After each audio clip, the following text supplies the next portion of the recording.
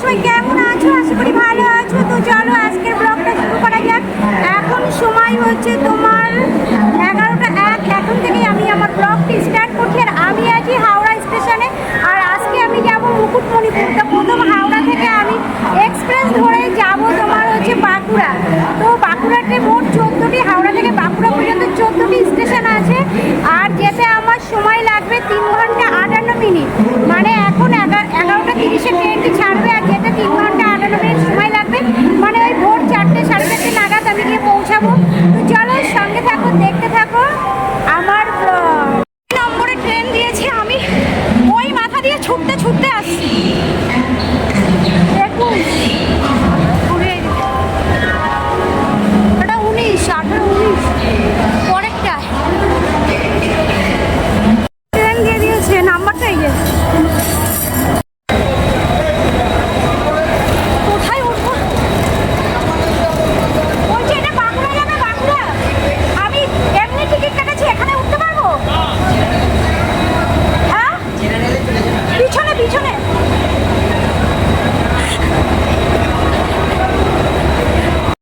First ট্রেনের অভিজ্ঞতা। বাবা এই তো ভিড় হয়ে গেছে।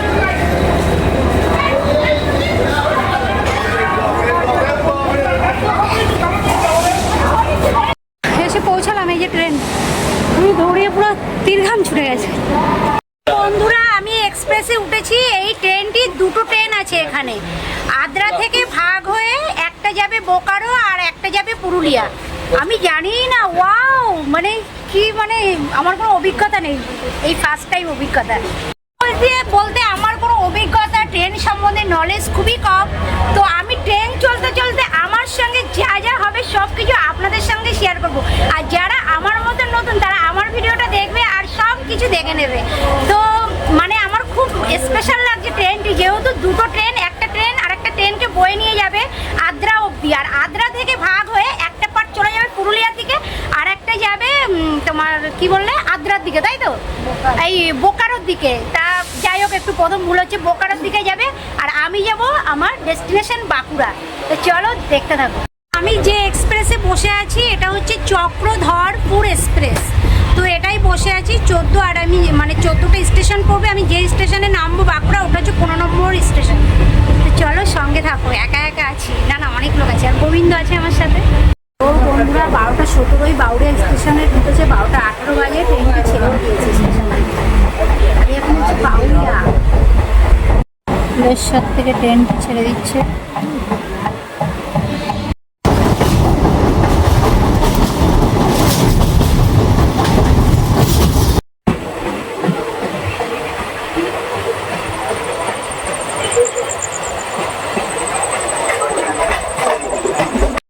চলে এসেছি মেচেদা স্টেশনে। দেখো মেচেদা। ও বর দিয়েছে আমাকে এই টিফিন বাটি ভর্তি করে আম। তো আমি এই ট্রেনের ভিতরে বসে আম খাবো। খাওয়া হয়ে গেছে। আগামী দিন আবার দেখা হবে। আজকুড়া স্টেশনে দাঁড়িয়েছে ট্রেনটি। বন্ধুরা আমি এখন এই যে নামলাম ট্রেন থেকে। এখন কটা বাজে জানো? 4:31 বাজে। আর এই যে ট্রেনটা এখনো দাঁড়িয়ে আছে। বাঁকুড়া নামলাম, চলে যাচ্ছে।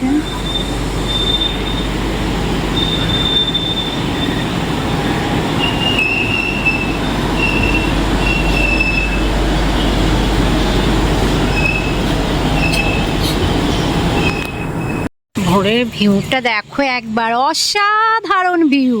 আহা, পাখির ডাক, ভিউ একদম রোমান্টিক। ভোরবেলাটা দারুণ। অসাধারণ অসাধারণ। বাঁকুড়া চলে এসেছি। এবার আমার গন্তব্য হচ্ছে মুকুটমণিপুর। তো দেখতে হলে দেখতে হবে আমার ব্লগ। এখনই একটা মুকুটমণিপুর বাস আছে।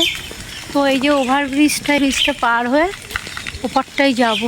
গিয়েও ওইখানটায় ওই যে লোকজন, ওই যে বাস আছে দেখি। সকালবেলায় প্রথম এক্সিলেটার পা দিতেই এক্সিলেটার চলে আয়ালা, মানে এক্সিলেটারটা বন্ধ হয়ে গেছে তা না। এখন সকাল ভোরবেলা এক্সিলেটারটা চালু করলাম। 5টা 5 বাজে। তো প্রথম এক্সিলেটারে বাঁধলাম আমি। এখানটা মনে হয় বাজার বসে, দেখো।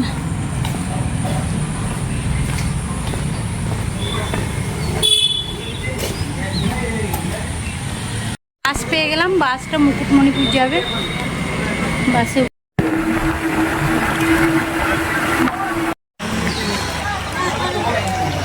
তো এখন এসে পৌঁছালাম মুকুটমণিপুর। এখন 7টা 3 বাজে।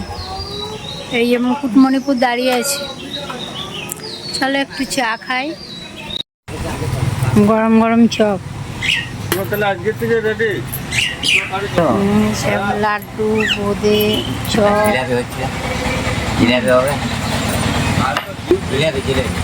জিলাপি। আচ্ছা এটা খাই, টাকা বাজে জিলাপি হবে। আগে এটা চপটা টেস্ট করি।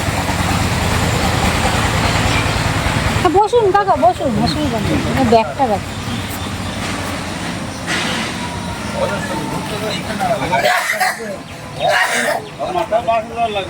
চপটা ভালো। এই সকালবেলা ফার্স্ট চপ খাচ্ছি।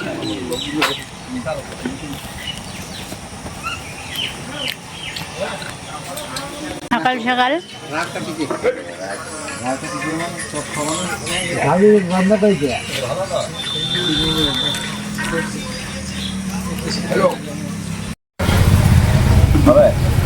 হ্যাঁ হ্যাঁ হ্যাঁ হ্যাঁ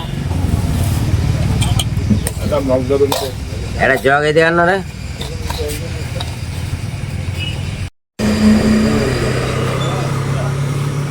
শাল পাতায় বোঁদে মুড়ি।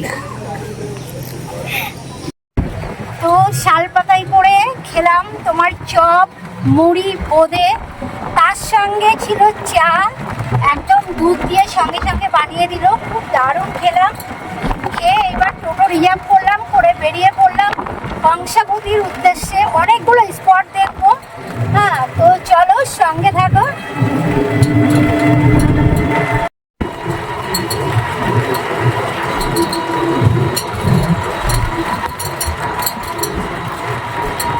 এর উপরটা দিয়ে কি রাস্তা দাদা? কি ওটা? ও ও ড্যামের উপরে, তাই তো? আচ্ছা আচ্ছা। তো এখন ড্যামের উপরটাতে উঠবো, যে 5 কিলোমিটার ঘোরা হবে আর ভিউ নেওয়া হবে। তো এখন রাস্তা দিয়ে যাচ্ছি। তো আমি চলে এসেছি মুকুটমণিপুর হাওড়া থেকে। পুরো বাঁকুড়া, বাঁকুড়া থেকে বাস ধরে মুকুটমণিপুর। আর এবার এই যে মুকুটমণিপুর টোটো রিজার্ভ করে এবার সব কিছু ভিউ আমরা প্রত্যেকটা স্পট ঘুরবো আর তোমাদের সঙ্গে শেয়ার করতে থাকবো।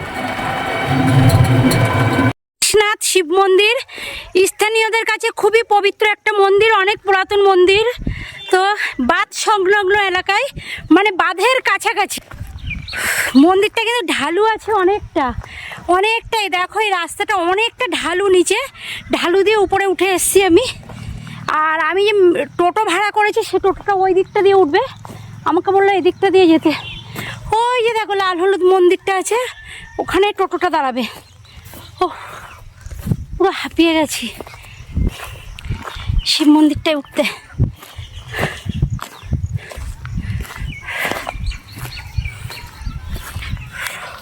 এখানে নুড়ি, কাঁকড়, পাথর সব আছে। এটার নাম হচ্ছে পরেশনাথ বাউল মঞ্চ। হে ভোলে বাবা, হে পরেশনাথ বাবা, দয়া করো। এই সিঁড়িগুলো দিয়ে শিব মন্দির যাওয়ার, পুরে মন্দির। হাঁপিয়ে যাচ্ছে এরকম সিঁড়ি।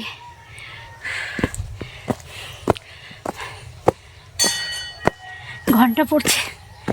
ভোলে বাবা,